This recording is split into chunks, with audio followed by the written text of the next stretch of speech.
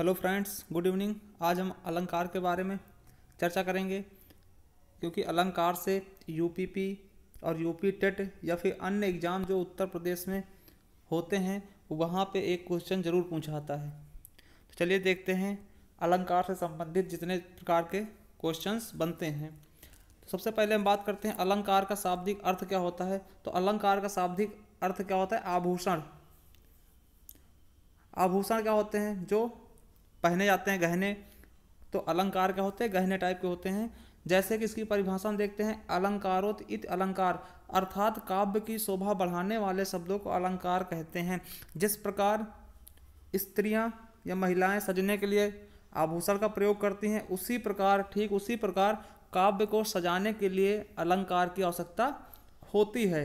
तो इसीलिए कहा गया है काव्य की शोभा बढ़ाने वाले शब्दों को क्या कहते हैं? अलंकार कहते हैं। अब बात करते हैं अलंकार के बारे में। तो अलंकार अलम प्लस कार, अगर इसका अलंकार का कहीं भी संधि विच्छेद पूछा था तो इसका संधि विच्छेद क्या हो जाएगा? अलम धन कार। यह हमारा व्यंजन संधि हो जाएगी, व्यंजन संधि हो जाएगी। अगर पिछली बार यूपी टेट में क्वेश्चन आया था, यूपी टेट में क्वेश्चन आया था कि अलंकार में उपसर्ग क्या होगा, तो उपसर्ग क्या हो जाता है? अलम हो जाएगा, क्योंकि जहाँ पे भी ये बिंदी लगती हो क्या होता? माँ में टूटता, तो अलम हो जाएगा। ये क्वेश्चन आया हुआ है अलम धनकार, तो उपसर्ग क्या होगा? अलम हो जाएगा। चलिए देखते हैं, आगे चलते हैं। अलंकारवादी का भी किसको कहा था? केशवदास को अलंकारवादी का भी कहा जाता है। अब बात करते हैं अलंकार के प्रकार।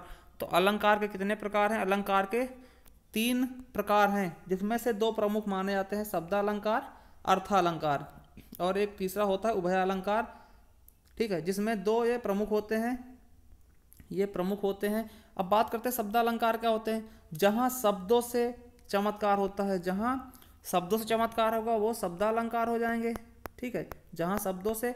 और अर्थालंकार क्या होता है? जहाँ पे अर्थों से चमत्कार उत्पन्न होता है वहाँ अर्थालंकार होते हैं।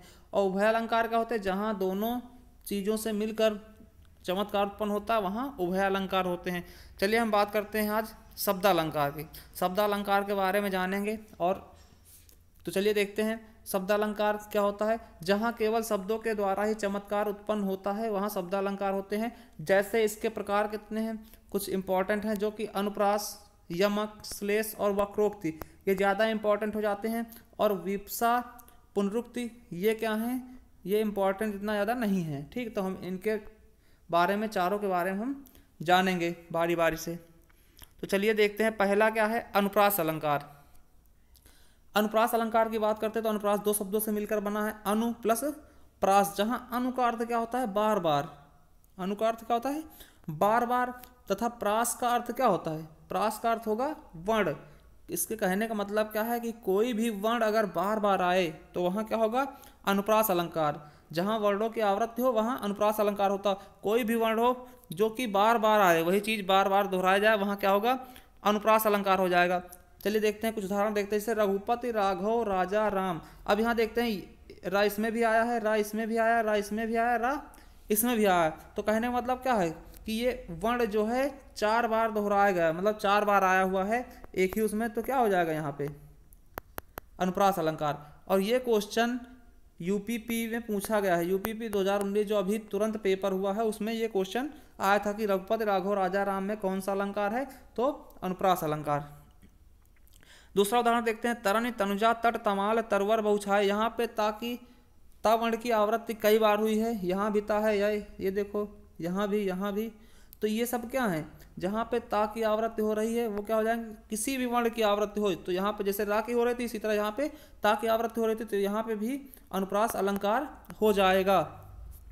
ये भी क्वेश्चन यूपीपी में पूछा गया है 2019 में, इसी साल, अभी जो हाल ही में हुए हैं। अगला देखते हैं उदाहरण, मुदित, महिपत, मंदिर आवे, सेवक, सचिव, सुमंत बुलावे। तो यहाँ पे माँ की आवृत्ति और यहाँ पे सा की आवृत्ति हो रही है, तो इसका मतलब क्या हुआ कि यहाँ पे भी अनुप्रास अलंकार हैं।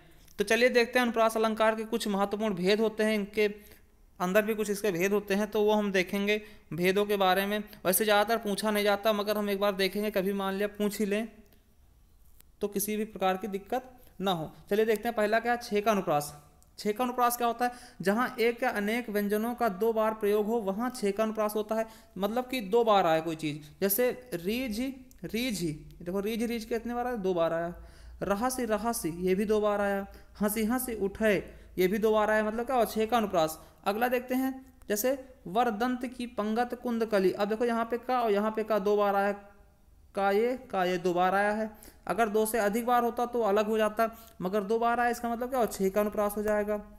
अगला देखते हैं, इस करुणा कलित हृदय में क्यों विकल रागनी बजती थी। तो अब यहाँ देखते हैं का की आवृत्ति 2 बार आई है, करुणा और कलित, तो इसलिए यहाँ क्या हो जाएगा? छेकानुप्रास। अगला देखते हैं, उसकी मधुर मुस्कान किसके हृदय तल में नहीं बसी। तो यहाँ मधुर में माँ और मुस्कान में माँ, तो ये दोनों माँ कितनी बार आए? 2 बार आए, इसलिए यहाँ पे क्या हो जाएगा? छेकानुप्रास अलंकार। तो हम याद रखेंगे छेकानुप्रास कैसे होता है? जहाँ पे 2 बार आवृत्ति होती है किसी वर्ण की। अब अगला देखते हैं वृत्त्यानुप्रास। ये सबसे इंपॉर्टेंट है, इसी को हम ज़्यादातर अनुप्रास अलंकार की श्रेणी में रखते हैं। तो चलिए देखते हैं, जहाँ एक व्यंजन की आवृत्ति अनेक बार हो वहाँ वृत्त्यानुप्रास होगा। कहने का मतलब छेका में क्या होता था? 2 बार आती थी, यहाँ पे क्या होगा कि अनेक बार, 2 से अधिक बार हो जाए कोई चीज तो वो क्या होगा? वृत्त्यानुप्रास। जैसे सबहि सुलभ सब दिन सब देखा सेवत सादर समन कलेसा। अब हम देखते हैं यहाँ पे सा है, यहाँ सा है, यहाँ सा है, यहाँ सा है, यहाँ भी सा है, यहाँ भी सा है, यहाँ भी सा है। तो इसका मतलब क्या है कि सा की आवृत्ति 2 से अधिक बार हो रही है ना, तो यहाँ पे क्या हो जाएगा? वृत्त्यानुप्रास। जैसे हमने बताया था रघुपति राघव राजा राम, इस तरह से। अब अगला देखते हैं, भूरी भूरी भूरी भूरी भेदभाव भूमि से भगा दिया। ये भा की आवृत्ति हो रही, यहाँ पे भा की आवृत्ति हो रही, यहाँ पे सा की हो रही थी। अब अगला देखते हैं, शेष महेश गणेश दिनेश सुरेशहु जहि निरंतर गावे। तो यहाँ सा की आवृत्ति लास्ट में हो रही है। देखो सब में सा की आवृत्ति क्या हो रही? लास्ट में हो रही, वर्ण के शब्द के लास्ट में हो रही सा की आवृत्ति। तो यहाँ पे भी वृत्त्यानुप्रास हो जाएगा। अगला देखते, चारु चंद की चंचल किरणें खेल रही थी जल थल में। तो चा यहाँ पे है, चा यहाँ पे है, चा यहाँ पे है, तो 2 से अधिक बार आया है, इसलिए यहाँ पे क्या हो जाएगा? वृत्त्यानुप्रास। ये भी बहुत इंपॉर्टेंट है, पूछा जा सकता है, कई बार पूछा भी गया है। और जैसे होता है चंदू के चाचा ने चंदू के चाची को, तो वहाँ पे भी यही अलंकार होगा, क्योंकि वहाँ पे भी चा की आवृत्ति हो रही है। तो आई होप आप लोग समझ में आ रहा होगा कि जहाँ पे भी कोई भी वर्ण हो वो कई बार उसकी आवृत्ति हो रही हो, मतलब 2 से 1 से अधिक बार वो आए, तो वहाँ पे क्या हो जाएगा? वृत्त्यानुप्रास। चलिए देखते हैं लटानुप्रास क्या होते हैं। जब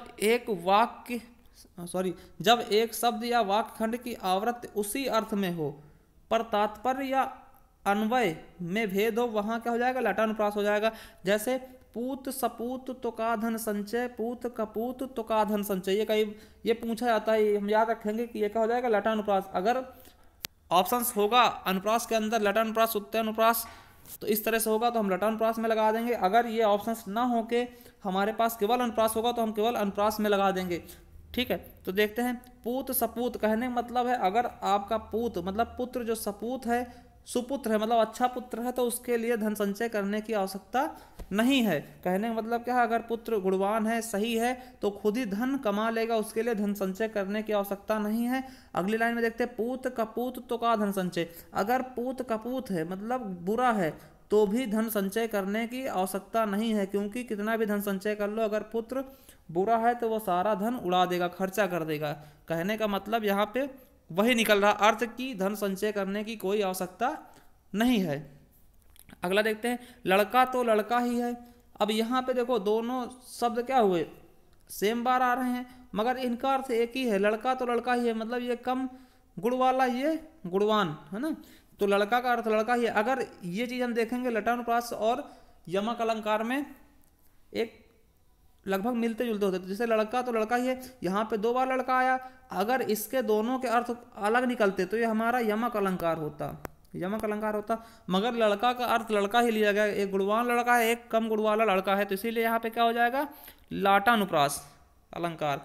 अगला देखते हैं, ये तेग बहादुर हाँ वे ही थे गुरु पदवी के पात्र समर्थ। तेग बहादुर हाँ वे ही थे गुरु पदवी थे जिनके अर्थ। तो यहाँ पे देखो एक वाक्य खंड की आवृत्ति हुई ना, पूरा वाक्य खंड क्या होता है? ये देखो यहाँ से यहाँ तक पूरा दोहराया गया है, तो यहाँ पे क्या हो जाएगा, लटानुप्रास। अगला देखते हैं श्रुत्यानुप्रास। जहाँ एक ही स्थान से उच्चारित होने वाले वर्णों की आवृत्ति हो वहाँ श्रुत्यानुप्रास अलंकार होता है। जैसे मेरी भव बाधा हरो राधा नागर सोई। तो यहाँ पे हम देखते हैं क्या कि माँ, भा, बा, ये सब क्या है, ये होष्ठ व्यंजन है जो होंठ से बोले जाते हैं। हमने वर्णमाला पढ़ाया था तो कंठ, तालत, तो मूर्धन ऐसे शब्द हमने बताए थे, तो वहाँ से ये क्या है, होंठ से उच्चारित होने वाले व्यंजन है। तो देखो माँ भी होंठ से बोला था, बा और भा भी, तो यहाँ पे क्या हो जाएगा, श्रुत्यानुप्रास। अगला थे दिनांत था थे दिनाथ डूबते सधेनु आते ग्रह बाल बाल थे। तो यहाँ पे दंत से उच्चारित होने वाले देखो दा, ना, ता, था, दा, ना, ये सब और ना, ये सब क्या है, दंत के उच्चारित होने वाले वर्णमाला के अक्षर हैं, इसलिए यहाँ पे क्या हो जाएगा, श्रुत्यानुप्रास अलंकार हो जाएगा। तो चलिए देखते हैं, ये हमारे अनुप्रास अलंकार के भेद थे। अब नेक्स्ट अलंकार देखते हैं, यमक अलंकार। ये बहुत ही चर्चित है और पूछा भी बहुत बार जाता है, तो हम इसको याद रखेंगे। यमक अलंकार क्या होता है, लटानुप्रास के जैसा ही होता है, मगर यहाँ पे क्या होता है, जहाँ एक शब्द की आवृत्ति 2 या 2 से अधिक बार हो परंतु उसके अर्थ अलग अलग हो। देखो अनुप्रास में क्या होता था, वहाँ पे शब्द नहीं होता था, वहाँ केवल वर्ण, कोई एक वर्ण आता था, उसकी आवृत्ति 1 से अधिक बार होती थी। मगर यमक में पूरा शब्द आएगा। शब्द क्या होता है, जो वर्णों से मिल के बनता है। जैसे कनक है तो कनक में केवल का क्या होगा, ये वर्ण हो जाएगा। अगर पूरी बात कर दे तो ये क्या हो जाएगा, शब्द हो जाएगा। तो यहाँ पे शब्द आना चाहिए। तो चलिए देखते हैं, कनक कनकते सौगुनी मादकता अधिकाय। तो यहाँ पे कौन सा अलंकार हो जाएगा, यमक अलंकार। क्यों हो जाएगा, हम देखते हैं। कनक कनक 2 बार आया है, कनक और कनक 2 बार आया। यहाँ पे एक कनक का अर्थ क्या होगा, धतूरा हो जाएगा, दूसरे कनक का अर्थ क्या हो जाएगा, सोना। ठीक है, कहने का मतलब क्या है, सोना धतूरा खाने से आदमी पागल हो जाता है और सोना पाने से भी आदमी पागल हो जाता है। तो यहाँ पे कनक कनक के अलग अलग अर्थ निकल रहे हैं। चलिए देखते हैं, 3 बेर खाती थी वो 3 बेर खाती है। अब यहाँ पे 3 बेर की आवृत्ति 2 बार हो रही है। पहले 3 बेर का अर्थ क्या होगा, समय, मतलब सुबह शाम दोपहर। और दूसरे 3 बेर का अर्थ क्या होगा, फल, जो बेर एक फल होती है उसके बारे में, मतलब 3 बेर वो लेके तीनों समय खाती, सुबह शाम दोपहर। ये शिवा बामनी द्वारा लिखी गई है। चलिए अगला देखते हैं, नेक्स्ट देखते हैं, काली घटा का घमंड घटा। ये क्वेश्चन इस बार आया था, यूपीपी में पूछा गया है। ठीक, काली घटा का घमंड घटा। अब यहाँ देखते हैं, घटा शब्द 2 बार आया है। तो एक घटा का क्या होता है अर्थ, बादल होता है, दूसरी घटा का अर्थ होता है कम होना। कहने का मतलब क्या हुआ कि यहाँ 2 बार घटा घटा आया, दोनों का अर्थ अलग अलग है। बादल एक का अर्थ है, एक का कम होना। तो कहने का मतलब है कि जो काले बादल थे उसका घमंड क्या हो गया, कम हो गया है, घट गया है। ठीक है, अगला देखते हैं, हरि हरि रूप दियो नारद को देखें 2 शिवगण मुस्काई। यहाँ जब स्वयंवर हो रहा था तो वहाँ पे नारद जी ने विष्णु भगवान से हरि का रूप मांगा था, तो उसी के बारे में बताया गया कि हरि हरि रूप। तो यहाँ एक हरि का अर्थ है विष्णु और एक हरि का अर्थ है बंदर, तो इसीलिए यहाँ पे क्या है, यमक अलंकार। नेक्स्ट देखते हैं, सूर सूर तुलसी शशि उडगन केशोदास। तो यहाँ सूर सूर तुलसी शशि, एक ये भी कई बार पूछा जा चुका है, ये भी इंपॉर्टेंट हम सकेंगे, याद कर लेंगे। तो सूर का अर्थ होता है, एक सूर का अर्थ क्या होगा, सूरदास, और दूसरे सूर का अर्थ है सूर्य। कहने का मतलब है कि सूर सूर तुलसी शशि, मतलब सूरदास हिंदी जगत के क्या है, सूर्य के समान है। तुलसीदास क्या है, शशि मतलब चंद्रमा के समान है। और उडगन केशवदास, और तारों के समान कौन है, केशवदास जी। तो ये अब आगे देखते हैं, जेते तुम तारे तेते नभ में न तारे। कहने का मतलब है यहाँ तारे शब्द 2 बार आया है और दोनों के अर्थ क्या क्या है, अलग अलग है। पहले तारे का अर्थ है तेजवान पुत्र से और दूसरे तारे का अर्थ है तारा से, तारा मतलब नक्षत्र से। चलिए अगला देखते हैं, तो पर वारो उर्वशी सुन राधिके सुजान तू मोहन की उर्वशी हवे उर्वशी समान। तो यहाँ पे उर्वशी शब्द 2 के कई बार आए हैं, तो उसके अर्थ क्या है, अलग अलग है। एक उर्वशी का अर्थ होगा उर्वशी जो बहुत ही सुंदर कन्या थी, तो उस, और दूसरी उर्वशी का अर्थ क्या है, उर में बसना, मतलब हृदय में बस जाना। तो यहाँ श्री कृष्ण राधिका से कह रहे हैं, तुम उर्वशी के समान हमारे हृदय में बस गई हो। तो अगला देखते, सारंग ते सारंग उड़ो सारंग पहुंचे आए। तो यहाँ पे क्या हो जाएगा, एक सारंग का अर्थ क्या होगा, मोर, दूसरे सारंग का अर्थ होगा सांप, और तीसरे सारंग का अर्थ होगा बादल। कहने का मतलब है मोर जो है सांप को ले करके उड़ने लगा, तैसे ही क्या होता है, बादल आ जाते हैं। अगला देखते हैं, लाल चेहरा नहीं तो फिर लाल किसके। तो यहाँ पे लाल शब्द 2 बार आया है, तो एक लाल का अर्थ हो जाएगा रंग मतलब कलर, और दूसरे लाल का अर्थ हो जाएगा बेटा पुत्र। तो यहाँ इसीलिए क्या हो जाएगा, यमक अलंकार। नेक्स्ट देखते हैं, माला फेरत जुग भया फिरा न मन का फेर, कर का मन का डार दे मन का फेर। अब यहाँ देखते हैं कि मन का, इस मन का अर्थ क्या होगा, मन का मतलब जो मोतियों की माला में जो मूंगे होते हैं उसको मन का बोलते हैं, और दूसरे मन का क्या अर्थ होगा, हृदय। भाई माला जपने से हृदय के, अगर हृदय हमारा साफ नहीं होगा तो कोई उसका मतलब नहीं निकलेगा। तो यहाँ मन का शब्द 2 बार आया है और दोनों के अर्थ अलग अलग है। अगला हम देखते हैं, जैसे कह दिया है सजना है सजना के लिए, सजना है सजना के लिए। तो यहाँ पे सजना 2 बार आ चुका ना, तो दोनों का अर्थ क्या है, अलग है। सजना मतलब सजना एक क्या होगा, श्रृंगार करना। इस वाले सजना क्या अर्थ हो जाएगा, श्रृंगार करना। और इस सजना का अर्थ क्या होगा, पति या प्रेमिका, जो भी हो, प्रेमी प्रेमिका। तो इसलिए मतलब सजना है मुझे सजना के लिए, यहाँ भी क्या हो जाएगा, यमक अलंकार। चलिए अगले आगे देखते हैं श्लेष अलंकार के बारे में। यह भी बहुत इंपॉर्टेंट है, कई बार पूछा जा चुका है। तो श्लेष अलंकार का अर्थ क्या होता है, श्लेष का अर्थ होता है चिपका हुआ, अर्थात जैसे कोई चीज चिपकी हुई हो उसमें से हम निकालते जाएं, उसी तरह कोई शब्द होता है उसमें से हम कई सारे अर्थ उसके निकालते जाते हैं। तो देखते हैं, श्लेष का अर्थ होता है चिपका हुआ, अर्थात जब पंक्ति में एक ही शब्द के अनेक अर्थ होते हैं वहां श्लेष अलंकार होता है। जैसे देखते हैं, उदाहरण देखते हैं, चरण धरत चिंता करत भावत नींद न सोर, सुबिरन को ढूंढत फिरे कभी कामी और चोर। यहाँ पे देखो सुबिरन के 3 अर्थ निकल रहे हैं, पहला कवि से और दूसरा कामी से और चोर से। अब कवि क्या ढूंढेगा, अच्छे शब्द ढूंढेगा, कामी क्या ढूंढेगा, अच्छे रंग ढूंढेगा, अच्छा व्यवसाय ढूंढेगा, और चोर क्या ढूंढेगा, स्वर्ण ढूंढेगा। तो सुबिरन के 3 अर्थ हैं, शब्द, रंग और स्वर्ण। चलिए अगला देखते हैं, रावण सिर सरोज वनचारी चल रघुबीर सिली मुखधारी। तो यहाँ पे सिली मुख के 2 अर्थ निकलेंगे। देखो शब्द एक ही है, अब उसके अर्थ 2 निकल रहे हैं। पहले सिली मुख मतलब बाण भी होता है, बाण, और सिली मुख मतलब भंवरा भी होता है, ठीक है। तो इसलिए यहाँ पे क्या हो जाएगा, श्लेष अलंकार। अब हम बात करते हैं यमक में क्या होता था। यमक में क्या होता था, एक ही शब्द जो होता था हमारा एक से अधिक बार आता था, उसके अलग अलग अर्थ होते थे। मगर श्लेष में ऐसा नहीं है, श्लेष में शब्द एक ही बार आएगा, उससे कई सारे अर्थ निकलेंगे, तो वो श्लेष होगा। तो यहाँ पे सिली मुख मतलब क्या होगा, बाण और भंवरा। चलिए अगला देखते हैं, माया महागाठनी हम जानी त्रिगुण फांस लिए कर डोले बोले मधुरी बानी। तो यहाँ पे त्रिगुण के 2 अर्थ निकल रहे हैं। त्रिगुण मतलब क्या होता है, 3 गुण होते हैं, वाक पित्र ऐसे करके 3 गुण होते हैं जो रजो, ठीक है। तो एक तो उसका अर्थ हो जाएगा 3 गुण, और अगला हो जाएगा 3 धागों वाली रस्सी, जो 3 धागों से बुनी गई हो वो रस्सी। तो इसलिए यहाँ पे क्या हो जाएगा हमारा श्लेष अलंकार। अगला देखते हैं, चिरजीवो जोरी जुरे क्यों न सने गंभीर को घटिए वृषभानुजा वे हलधर के वीर।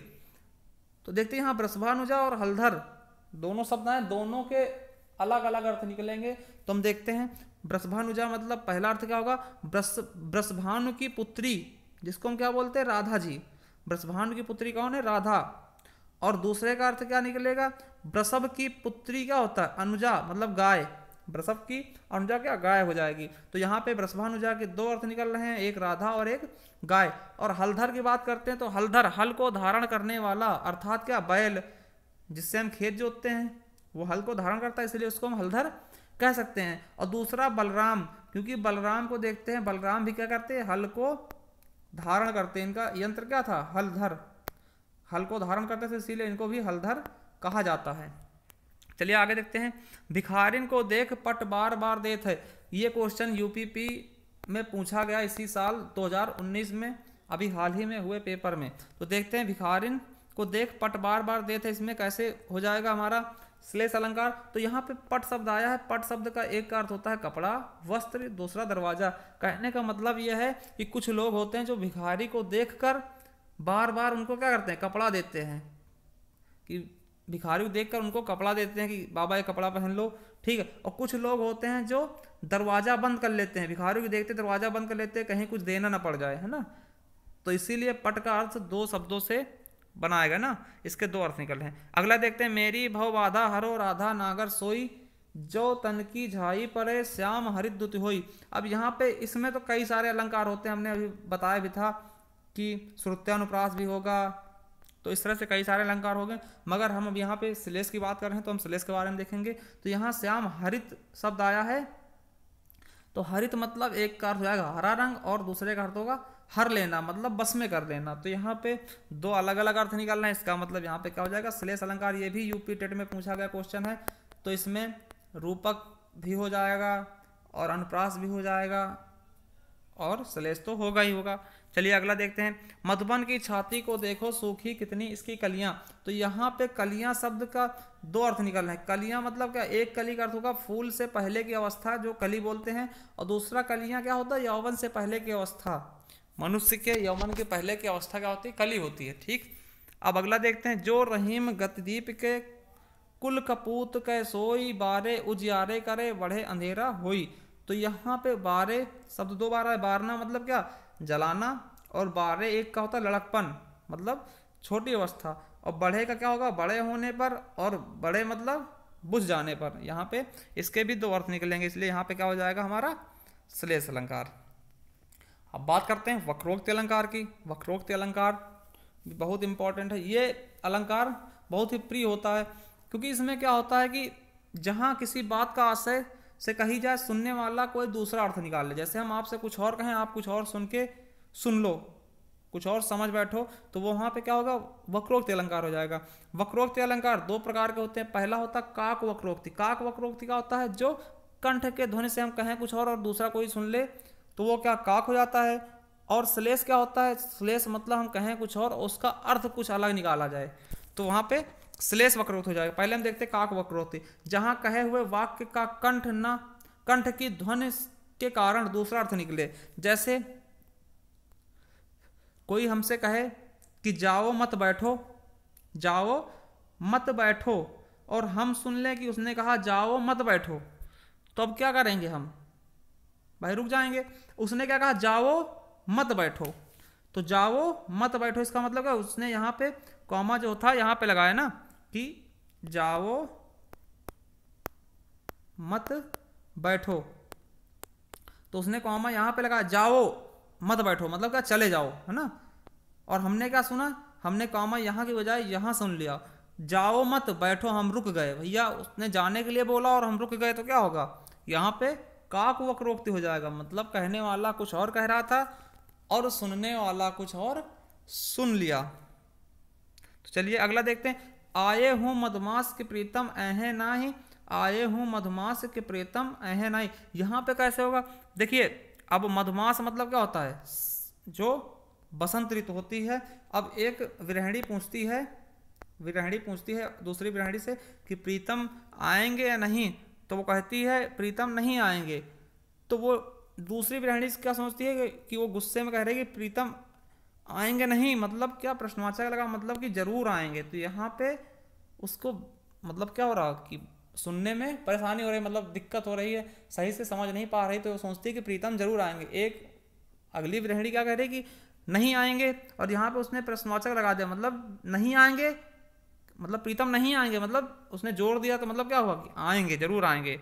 तो यहाँ पे क्या हो जाएगा, काक वक्रोक्ति। अगला देखते हैं श्लेष वक्रोक्ति। श्लेष, जैसे श्लेष में क्या होता था, कोई चिपके हुए अर्थ निकलते थे, कई अर्थ निकल आते थे, उसी तरह श्लेष वक्रोक्ति भी होगा। देखिए जहां उक्त की वक्रता का आधार श्लेष हो, इसमें श्लेष के 2 अर्थों में से वक्ता एक का अर्थ ग्रहण करता है और दूसरा श्रोता। मतलब किसी भी चीज के 2 अर्थ निकलेंगे, एक कहने वाला समझेगा और दूसरा सुनने वाला जिससे हम कहते हैं। तो चलिए देखते हैं, को तुम हैं घनश्याम हम तो बरसों कित जाए। अब घनश्याम के यहाँ 2 अर्थ निकल रहे हैं। घनश्याम का एक श्याम जी का नाम है श्री कृष्ण का, दूसरा घनश्याम मतलब होता है काले बादल। तो अब देखो, अब जैसे श्री कृष्ण क्या होते हैं, दरवाजा खटखटाते हैं, आवाज लगाते हैं, तो अंदर से आवाज आती है क्या, को तुम, मतलब कौन हो तुम।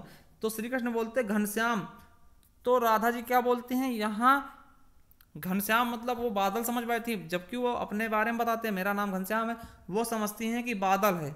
तो कहती कि तो बरसों की जाए, तो कहीं बरसों जाके यहाँ बादल का क्या मतलब। तो यहाँ पे क्या हो गया, श्लेष वक्रोक्ति। अगला देखते हैं, कौन द्वार पर, भाई दरवाजा खटखटाया जाता तो अंदर से आवाज आती है, कौन द्वार पर। तो विष्णु भगवान कहते हैं राधे मैं हरि, राधे मैं हरि हूं, मतलब मैं विष्णु हूं। तो अब देखो विष्णु भगवान का अपना नाम बताया हरि, मगर राधे जी ने क्या सुना कि हरि मतलब क्या होता है बंदर, उन्होंने दूसरा अर्थ निकाल लिया कि बंदर है।